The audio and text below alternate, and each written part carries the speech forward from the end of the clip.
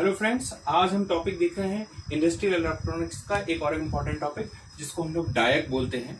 आप लोग को बता दें कि ये कैसे टर्मिनोलॉजी हम यूज करते हैं इंडस्ट्रीज में, जिसमें जैसे डायक है, जैसे कि ये लिखा हुआ है डायक, ट्रायक, क्वाडैक एंड पेंटैक। तो इसको देखने के लिए हम लोग को पहले ये समझना होगा कि डायक कैसे आता है या डायक है क्या, या डायक कैसे बनता है, क्या चीज है। तो अभी हमने इससे पिछले लेक्चर में जैसे हमने पढ़ा SCR सिलिकॉन कंट्रोल रेक्टिफायर, जिसे हम इंडस्ट्रीज की भाषा में थायरिस्टर भी बोलते हैं। तो उसी की एक इंपॉर्टेंट एप्लीकेशन है डायक। डायक को हम लोग कुछ इस तरह से बाइफरकेट कर सकते हैं कि जैसे ये लिखा हुआ है डाई। डाई आप समझते हैं, डाई का मतलब है टू डायोड। और ये लिखा हुआ है AC। AC का मतलब हो गया ऑल्टरनेटिंग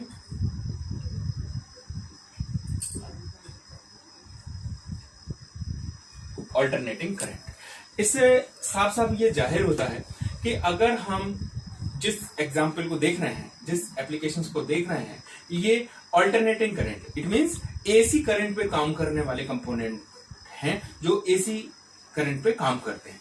तो जब हम दो डायोड से बना हुआ कॉम्बिनेशन यूज करते हैं तो उसे हम डायक बोलते हैं। जब हम 3 डायोड से बना हुआ कॉम्बिनेशन यूज करते हैं इस डिवाइस को बनाने के लिए तो उसे हम ट्रायक बोलते हैं। और जब हम 4 डायोड को यूज करते हैं इस डिवाइस को बनाने के लिए तो हम उसे क्वाडैक बोलते हैं। इसी तरह से पेंटैक बोलते हैं जब हम 5 डायोड इसमें इस्तेमाल करते हैं। तो अभी हम यहाँ पे फॉर्म में देखेंगे कि किस तरह से ये बनता है या किस तरह से ये दिखाई देता है। तो इसमें सबसे पहली चीज है कि 2 डायोड इसमें लिए जाते हैं। 2 डायोड सबसे पहले बनाए जाएंगे, एक इस तरीके से और इसी के पैरेलल में एक और डायोड बनाया जाएगा जो बिल्कुल अपोजिट बनेगा, यानी रिवर्स तरह से।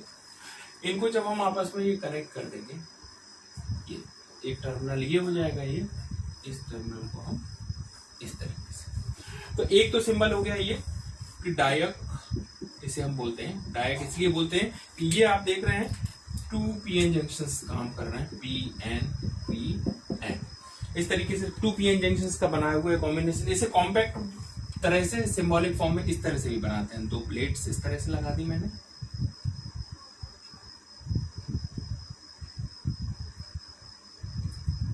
सीधा इस तरह से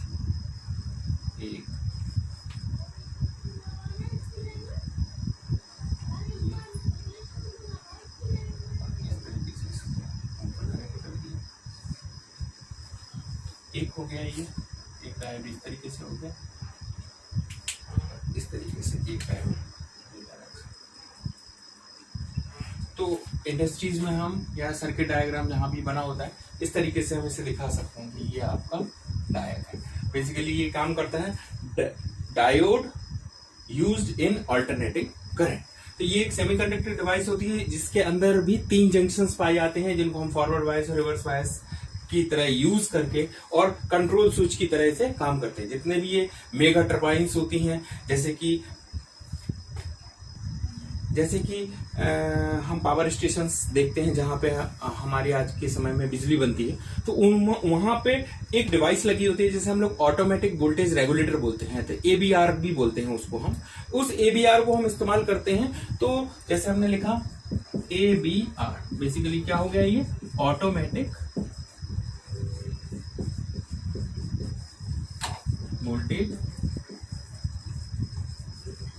रेगुलेटर।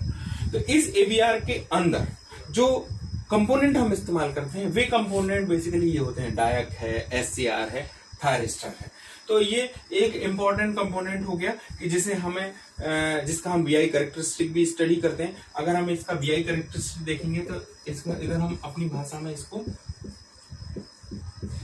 कैरेक्टरिस्टिक, एक कंपोनेंट के बारे में, उसका सिंबल, स्कीमेटिक डायग्राम और उसका VI कैरेक्टरिस्टिक। VI कैरेक्टरिस्टिक का क्या मतलब है, वोल्टेज करंट कैरेक्टरिस्टिक, यानी वोल्टेज और करंट के बीच में खींचा गया ग्राफ वोल्टेज करंट कैरेक्टरिस्टिक या VI कैरेक्टरिस्टिक कहलाता है।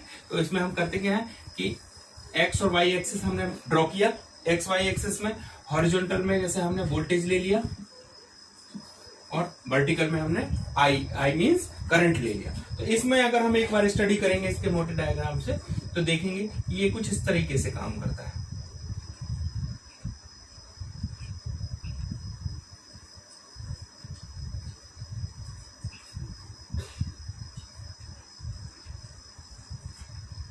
इस तरीके से, एक इस तरफ लोब बनाता है, एक इस तरफ लोब बनाता है।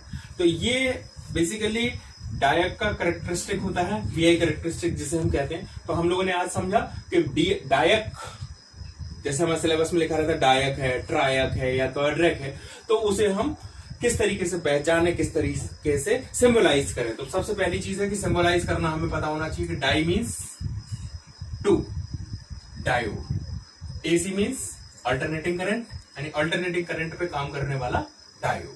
इसी तरीके से जब हम ट्रायक पढ़ते हैं तो उसमें 3 डायोड यूज किए जाते हैं। जब हम 4 डायोड की डिवाइस बनाते हैं तो वहां पे हम क्वाड्रैक पढ़ते हैं। अगर आपको ये लेक्चर बहुत अच्छे से समझ में आ रहा है, सारी चीजें समझ में आ रही हैं, तो इस चैनल को सब्सक्राइब करना ना भूलें। सब्सक्राइब करें, बेल का बटन दबाएं और हमारे लेटेस्ट वीडियोस अपडेट्स के साथ हमसे जुड़े रहें। Thank you.